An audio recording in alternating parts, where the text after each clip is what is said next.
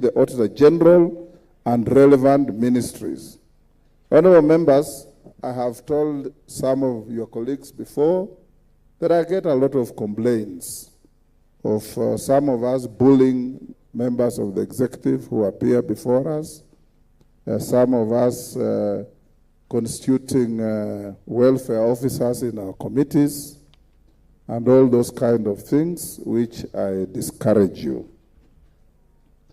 I had a case where an institution came running.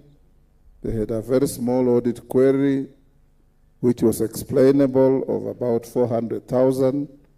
But the story around that was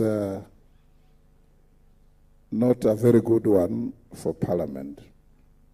Honorable members, succeeding parliaments have, over the years, expanded the number of committees to facilitate effective oversight. The current 44 committees have been bestowed with far-reaching mandates. Unfortunately, we must admit that some of our committees are yet to fully and meaningfully actualize their mandates. For example, the National Cohesion and Equal Opportunities Committee has a mandate that extends far beyond its perennial examination of employment practices in parastatals and state organs. While fairness in recruitment is important, such a committee must also address broader issues of national cohesion, inclusion, marginalization, ethnic harmony, and equal access to opportunities across the sectors of the society. A narrow interpretation of committee mandates diminishes their impact and effectiveness.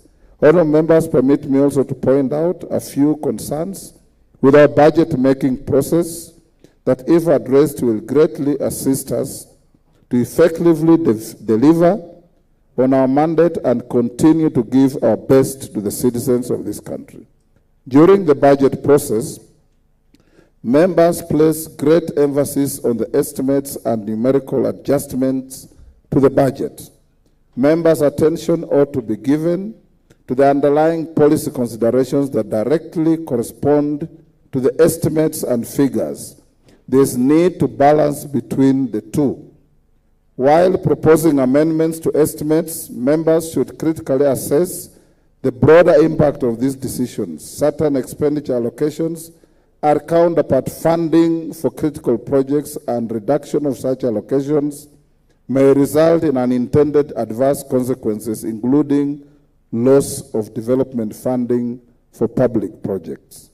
On the aspect of resourcing the counties, I would like to urge us to ensure that we are not the ones who would contribute less resources being allocated to the counties due to the failure by the Public Accounts Committee to examine the current accounts on time. The budget policy statement, which sets the ceilings for allocations of resources to the ministries, departments, and agencies of the national government, will be presented by 15th February 2026.